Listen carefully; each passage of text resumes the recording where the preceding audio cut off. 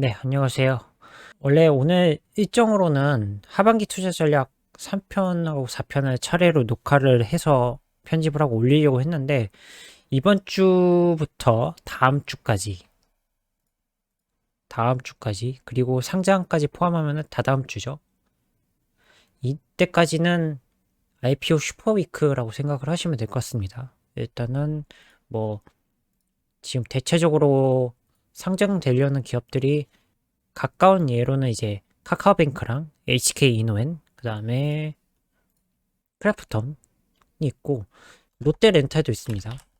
그래서 오늘은 롯데렌탈까지는 제가 보진 않고 있고, 일단 세 가지 카카오뱅크, HK이노엔, 그 다음에 크래프톤 정도 보고 있고, 뭐 그 다음에 또 있는 게 원티드랩하고 롯데렌탈, 그리고 일진 하이솔루션은 수요 예측이기 때문에 아직은 아니고, 카카오페이도 있습니다. 그래서 뭐 여러 가지가 있다 보니까 아주스테도 기대감이 있고 해서 여러 가지 회사들이 7월 말부터 8월까지는 워낙 빡빡한 IPO 슈퍼 위크여서, 일단은 가까운 예로는 일단은 크게 세 가지입니다. 일단은 카카오뱅크, HK이노엔, 그 다음에 크랩톤까지 보고 있고, 원티드랩이나 롯데렌탈은 추후 나중에 좀 올리거나 카카오페이랑 같이 해서 올리거나 하도록 하죠.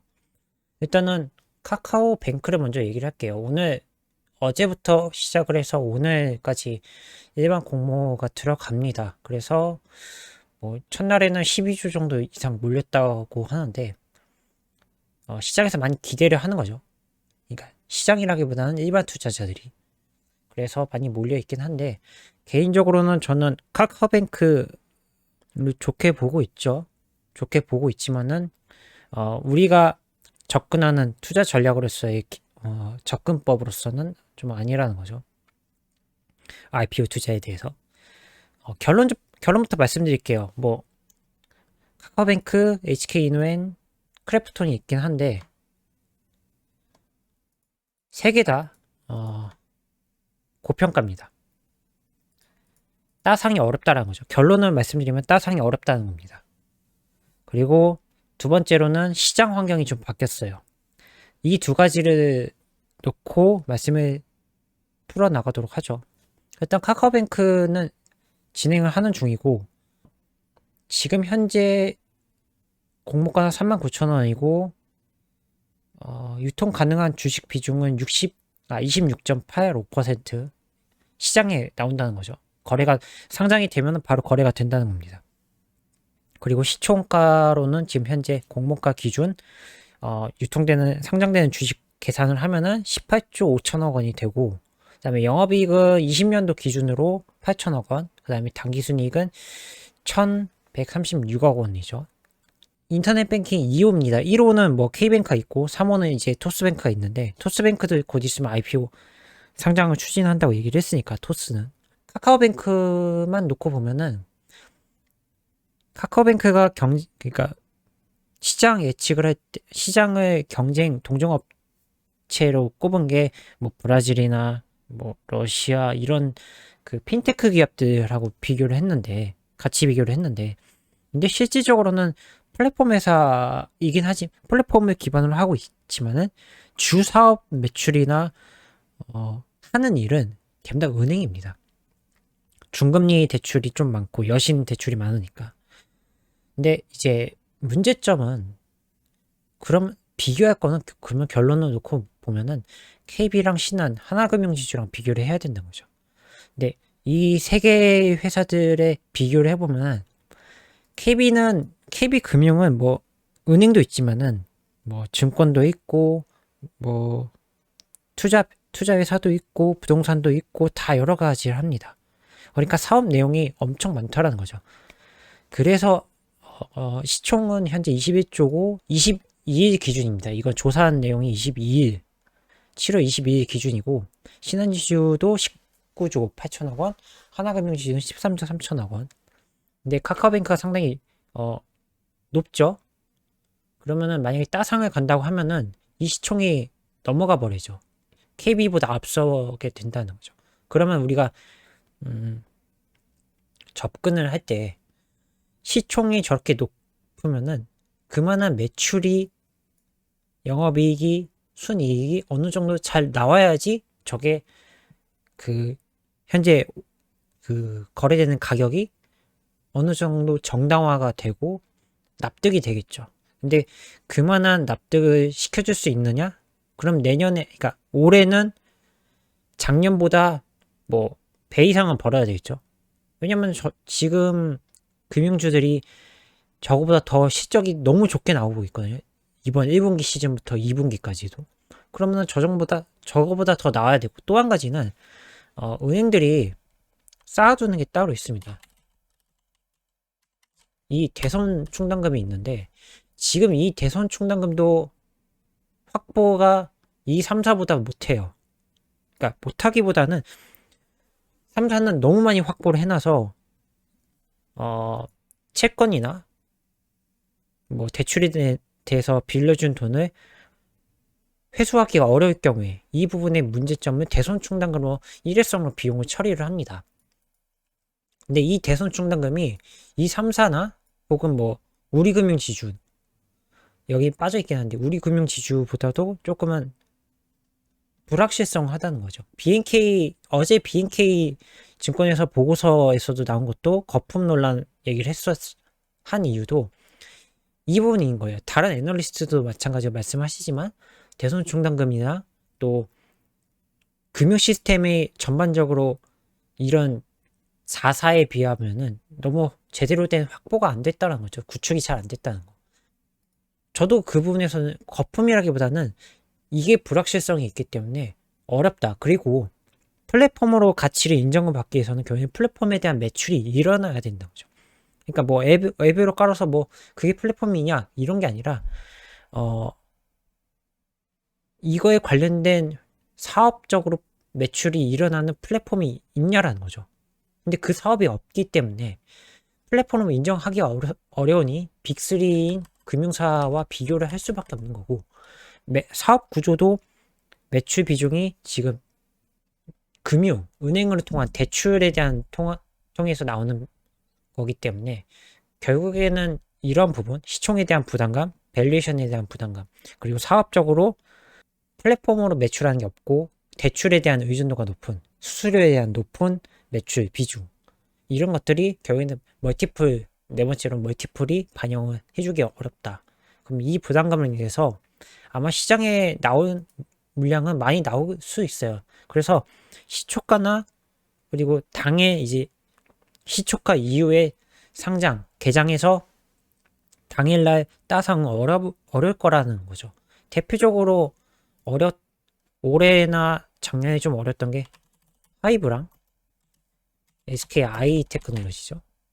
이 둘 다 초반에 시초가나 상한가를 갔지만 이후에 장이 열리고 나서는 좀 지지부진했죠. 그리고 시장이 좀 많이 바뀌었다는 거.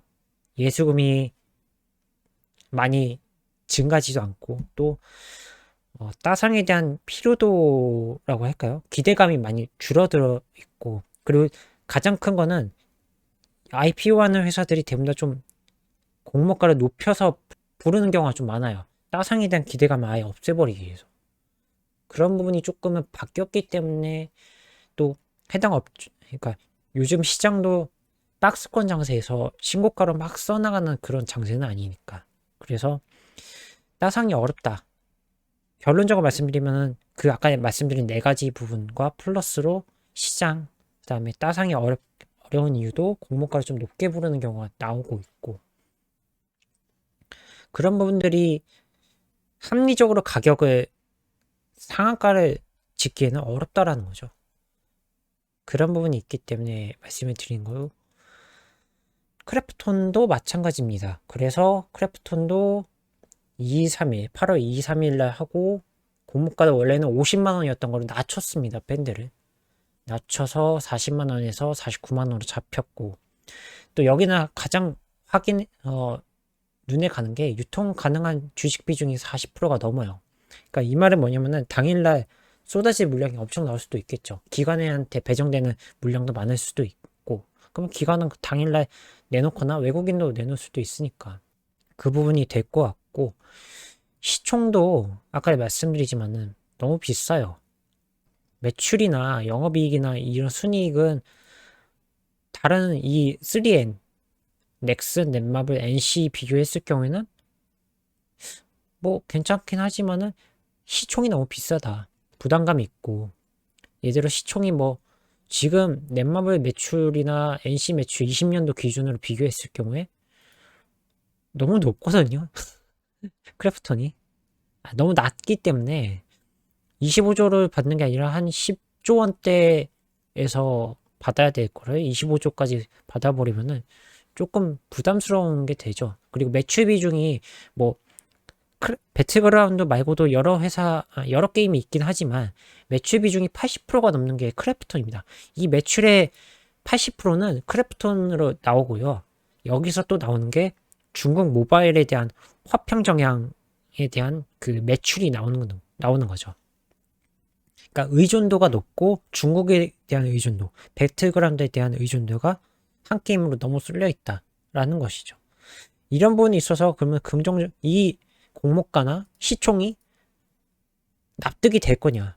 그럼 좀 납득이 안 될 수 있죠. 왜냐면은 그렇게 되면은 너네들이 그러니까 크래프톤이 올해 한 2조 5천억 원에서 뭐 3조 원대 가까이 돼야지 이 시총이 납득이 될 수가 있겠죠. 넥슨은 그리고 일본에 상장되기 때문에 엔화 환전 기준이 있기 때문에 이런 부분이 있다고 하면은 2조 원대에 들어가야 되는데 마찬가지로 배틀그라운드 서비스가 된 지 17년도 기준으로 해서 지금 4년이 넘어가고 있거든요. 그런 부분을 우리가 합리적으로 가격을 평가를 하고 시총을 평가를 하고 멀티플 밸류에이션을 줄 수 있는 게 너무 고평가다라는 거죠. 상장한 당일. 그래서 따상이 어렵다라는 것도 크래프톤도 마찬가지고요. 그리고 HK 이노엔이 상장을 하는데 이거는 그 기존의 16년도에 CJ 바이오헬스케어 사업 부분을 한국콜마 쪽으로 매각을 했습니다. 그래서 이제 사업명을 변경한 게 HK 이노의 한국콜마 자회사이고요.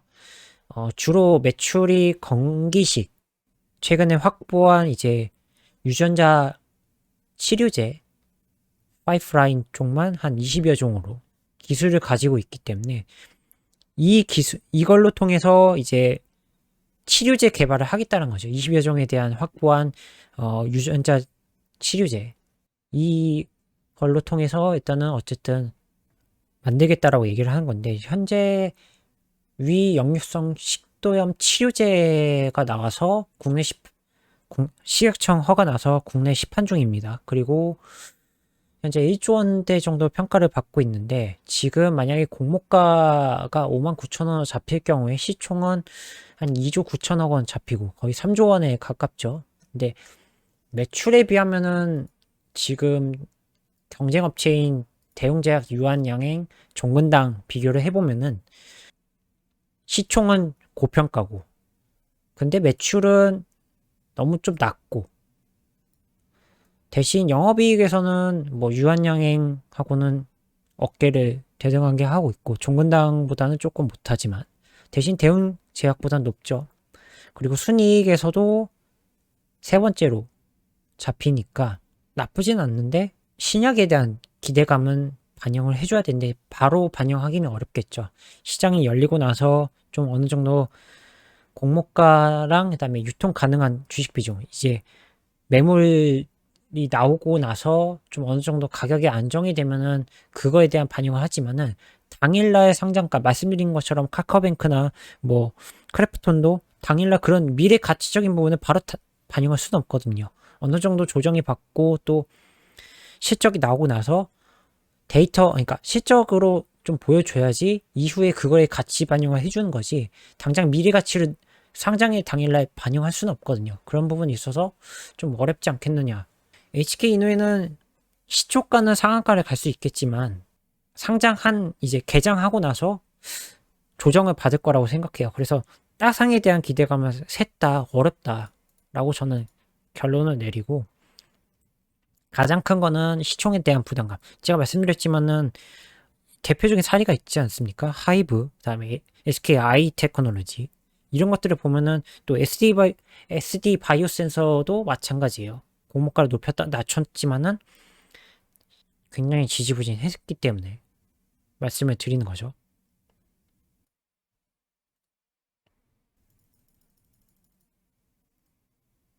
눈으로 보시면 하이브도 2020년 10월 15일 날 상장을 해서 빠졌죠. 주가가.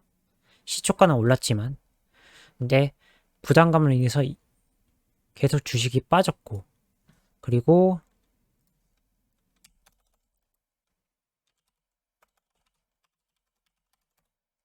최근에 상장한 SD 바이오 센서는 올랐지만, 주가가 올랐지만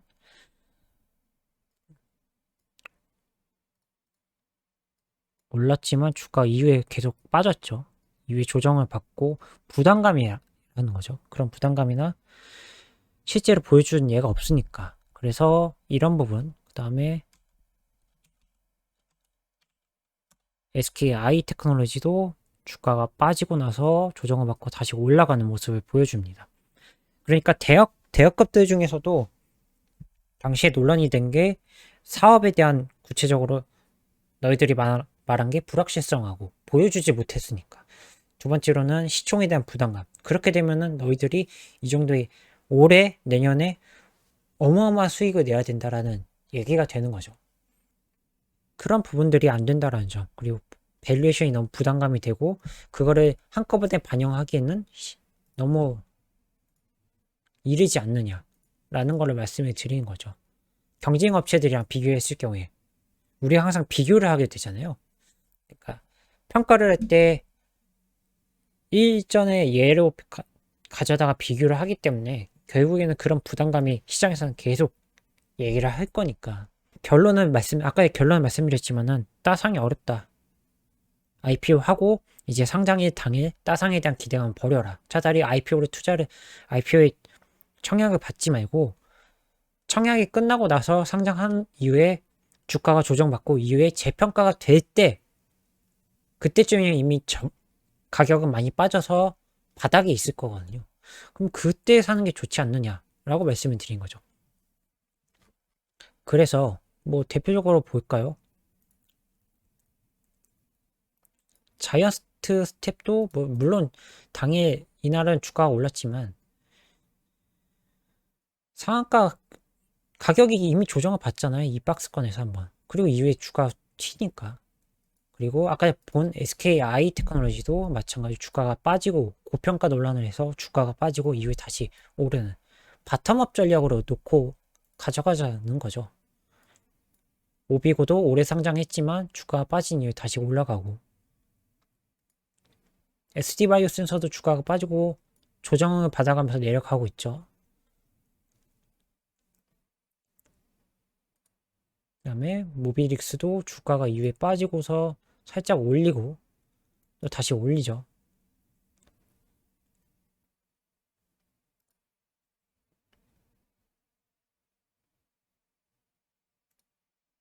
그리고 C랩도 올해 주가 상장을 했는데 빠졌다가 다시 올리잖아요.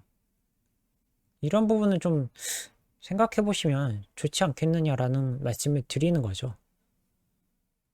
차라리 저점 반등해서 올라갈 때 사는 게 낫다라는 거죠. 주가가 올랐지만 빠지고 나서 다시 주가가 올리니까 차라리 저점에 사서 한두 주 받는 것보다 차라리 저점에 주식을 많이 사서 끌어올려서 파는 게 바텀업 전략으로 하는 게 훨씬 좋다라고 말씀을 드리는 겁니다. 이너뎁도 주가가 빠졌죠, 당일. 그리고 주가 다시 올랐다가 최근에 부담스러워서 이제 빠지고 있는데 이런 부분들을 생각해 보시면 아, 그래, 맞아. 저렇게 되는구나. 라고 말씀을 드리는 거죠. 알체라도 물론 이날 튀었지만은 이후에 주가가 조정받잖아요. 차라리 그러면 이 저점에 사는 게 낫다는 거죠. 왜냐면 이때 한두 주 사서 파는 것보다 차라리 저점에 사서 끌어올려서 파는 게 낫다는 거죠. 이런 게 더 효율적으로 주가 투자를 하기에는 더 좋고 또 더 많은 수익을 낼 수 있기 때문에 그런 부분을 놓고 보시는 게 좋지 않겠느냐 라고 말씀을 드리는 거죠. 카카오 게임즈도 최근에 많이 올라왔죠. 올해 처음에 상장했을 때 올랐다가 주가가 계속 빠지지 않습니까? 차라리 그러니까 이런 거 한두 주 받을 바에는 저점에 사서 쭉 끌어올리는 게 낫다라는 거죠. 확실하니까 사업이나 매출은 눈에 보이는 데이터이기 때문에 확실하기 때문에 나쁘진 않잖아요. 이런 부분에 있어서. 그래서 저는 이런 부분을 말씀을 드리는 거고, HK 그래서 이제 돌아와서 좀 정리를 하면은 HK 이노엔이라든지 뭐 수요 예측 이런 거 흥행했다고 나오죠. 이런 부분은 너무 신경 쓰지 마십시오. 차라리 제가 결론을 말씀드린 게 공모주 투자를 이제는 하지 말고 저점에서 가격 조정으로 빠지고 나서 대량으로 주식을 사서 올라가는 바텀업 전략으로 추천을 드린다는 거죠. 어제죠. BNK 가격에 대한 고평가 논란도 나왔고. 그러니까 이런 부분을 생각하시면은 이제는 대학급들 중에서 경쟁률이 높은 회사들은 차라리 한두 주 받을 거면은 가격 조정이 빠지고 나서 대량을 한두 주 받는 것보다는 100주나 200주를 내가 시장에서 거래되는 시장에서 사서 바텀업 전략으로 가져가는 게 더 효율적으로 더 성공하는 투자가 될 수 있다라는 거죠. 저는 그런 부분을 전략을 이제는 바꿔서 보셔야 된다고 말씀을 드리는 겁니다. 그래서 일단 오늘 3개까지는 제가 말씀을 드렸습니다. HK 이노엔이랑 카카오뱅크, HK 이노엔, 그다음에 크래프톤을 말씀을 드렸는데 결론 공모주 투자하지 말자. 어차피 상장 당일 따상은 어렵다. 이유는 4가지로 제가 아까 설명드릴게요. 보시면 될 것 같고, 그 다음에 바텀업 전략으로 가격이 현재 공모가에서 이제 조정을 받고 빠지면은 이후에 한두 주 받는 공모주로 받는 것보다는 시장에 내가 적정한 가격이 많이 빠졌으면은 그때 대량으로 매수를 해서 바텀업 전략으로 가져가자. 이렇게 말씀을 드리는 겁니다. 저는 이런 부분으로서 접근하는 게 좋다라고 말씀을 드리고 이후에도 뭐 카카오페이나 다른 회사들도 마찬가지로 그런 전략으로 해보시는 게 좋지 않느냐. 제가 사례도 보여드렸기 때문에 그런 부분을 참고를 하셔서 투자를 하셨으면 좋겠습니다. 저는 다음에 카카오페이랑 뭐 롯데렌탈이라든지 원티드랩 같은 회사들도 이런 식으로 정리를 해서 정보 차원에서 제공을 해드리고자 하니까 다음 편에도 기대해 주셨으면 좋겠습니다. 감사합니다.